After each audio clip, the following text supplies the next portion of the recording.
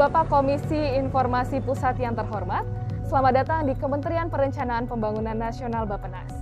Hari ini kita akan membahas mengenai upaya dan capaian tujuan pelayanan informasi publik. Kita akan mulai dengan PPID ya Pak, silakan Pak.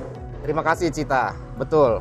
Untuk PPID ada sejumlah capaian Kementerian PPN Bappenas yang ingin kami ceritakan. Khusus 2021, jumlah pemohon informasi itu meningkat 51% dibanding tahun lalu. Namun dengan kenaikan signifikan tersebut, indeks kepuasan pelayanan informasi tetap bertahan di predikat baik. Nah, tahun ini juga kami memperbarui website ppid.bappenas.go.id ya, dengan penguatan integrasi layanan penerimaan tamu. Itu untuk pertama kalinya kami menyusun daftar informasi publik dan menetapkan person in charge atau PIC PPID yang tersebar di 52 unit kerja Bappenas. Kami juga melakukan redesign ruang PPID agar setiap melayani langsung para pemohon. Itu siap ya, jadi jika nanti peraturan mobilitas sudah memperbolehkan kunjungan tatap muka. Nah, semua itu dilakukan tentunya agar setiap pemangku kepentingan atau stakeholders bisa mendapatkan pelayanan informasi publik. Nah Pak Lian, tadi kan berbicara mengenai stakeholder. Sebenarnya sasaran publik mana sih yang akan disasar dari Bappenas ini dan apa sih inovasinya Pak? Oke ya, tentu luas dan beragam ya. Kami berupaya agar seluas mungkin masyarakat Indonesia memiliki akses untuk informasi publik di Bappenas ya. Tahun ini kami menyelenggarakan Musyawarah Perencanaan Pembangunan Nasional 2021 secara daring. Kami juga menyiarkan sosialisasi dana alokasi khusus sehingga masyarakat mengetahui proses perencanaan pembangunan. Selain itu, dalam setiap kunjungan kerja daerah yang dipimpin Menteri Suharto Monoarfa, kami selalu menyapa publik, menjawab langsung pertanyaan-pertanyaan mereka. Stakeholders lainnya tentu adalah media massa, karena publik itu mengetahui informasi juga dari liputan media yang dilakukan para jurnalis kita. Kami menyambut 2021 dengan menggelar konferensi pers Kementerian PPN Bappenas untuk membahas rencana pembangunan. Menteri Suharto Monoarfa juga beberapa kali menggelar konferensi pers di Istana Negara. Menyambut 76 tahun kemerdekaan Indonesia, Bappenas juga mempublikasikan lampiran pidato Presiden RI agar masyarakat memahami prioritas pembangunan nasional. Lalu kami juga membuat kanal resmi kumparan.com.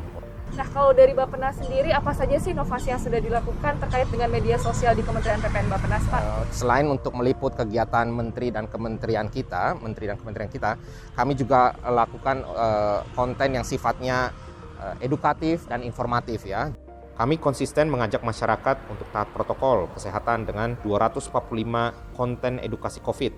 Kemudian, agar netizen tetap produktif selama pandemi, Medsos Bappenas mempublikasikan 134 webinar. Ini termasuk webinar Development Outlook yang mampu menghadirkan 2.000 netizen. Untuk pendengar podcast, kami berkolaborasi dengan Low Carbon Development Indonesia dan Indonesia Climate Change Trust Fund untuk membahas lingkungan yang berkelanjutan. Saat berulang tahun di 12 April 2021 lalu, kami juga menunjukkan lingkungan sekitar calon ibu kota negara di Kalimantan Timur dan mewawancarai Pak Menteri agar masyarakat mendapatkan informasi lengkap tentang perencanaan pembangunan IKN. Di 2021 ini, kami juga memulai Saga Bappenas, konten tentang sejarah dan peran Bappenas. Berarti konten sejarah juga sangat membantu untuk akademisi dan juga peneliti pembangunan pastinya Pak Lian. Oh, betul Cita. Jadi tahun 2021 ini, Bappenas telah mencanangkan menjadi tahun kearsipan. Ya, jadi kita sekarang ini sedang memperbaiki pengelolaan ya arsip kita sehingga pada saat masyarakat membutuhkan, kita dapat memberikan informasi itu dengan lebih cepat dan lebih tepat. Khusus untuk akademisi, Bappenas juga menyediakan jurnal perencanaan pembangunan di journal.bappenas.go.id dan Bappenas Working Papers di workingpapers.bappenas.go.id. Ini gratis. Mahasiswa, dosen, siapa saja silahkan mengakses link tersebut. Kita mengerti nih, Bappenas itu menangani hampir seluruh sektor. Ya, jadi kita ada yang namanya dari budaya ke politik luar negeri, mulai dari kesehatan sampai ke infrastruktur. Nah, di beberapa sektor itu ada namanya investor. Nah, bagi para investor tersebut, informasi publik kami berikan dalam bentuk Public-Private Partnership Book yang membahas potensi kerjasama pemerintah dan badan usaha yang disebut KPBU. Bappenas juga aktif dalam kantor bersama KPBU bersama 7 kementerian lembaga lainnya. Kami juga masih punya satu Data Indonesia yang menyediakan data pembangunan, SDGs Indonesia untuk pembangunan berkelanjutan, hingga Indonesia Development Forum, IDF, yang di 2021 ini telah berhasil menggelar webinar, university lecture, dan Instagram Live dengan total partisipan mencapai 6.600 orang. IDF juga menggelar call for submission, wadah bagi masyarakat untuk menyampaikan aspirasi tentang pembangunan Indonesia. Nah, kami ingin memberikan pelayanan informasi publik tanpa sekat, tanpa jarak ya bagi masyarakat Indonesia, untuk bahwa setiap pertanyaan itu adalah hak mereka untuk tahu.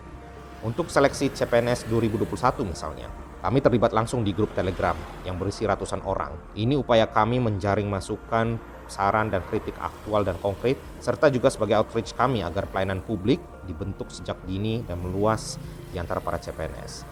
Kami di Bappenas sudah merampungkan vaksinasi COVID-19 bagi seluruh pegawai, 2.566 pegawai, dan itu sejak Maret 2021, salah satu kementerian yang pertama ya, dan termasuk bulan lalu kita seluruh keluarga, anggota yang bekerja di rumah, asisten rumah tangga, pengemudi, itu masuk. Jadi kita ada kerjasama dengan klinik, dengan rumah sakit, antigen, PCR bila diperlukan, itu semua siap.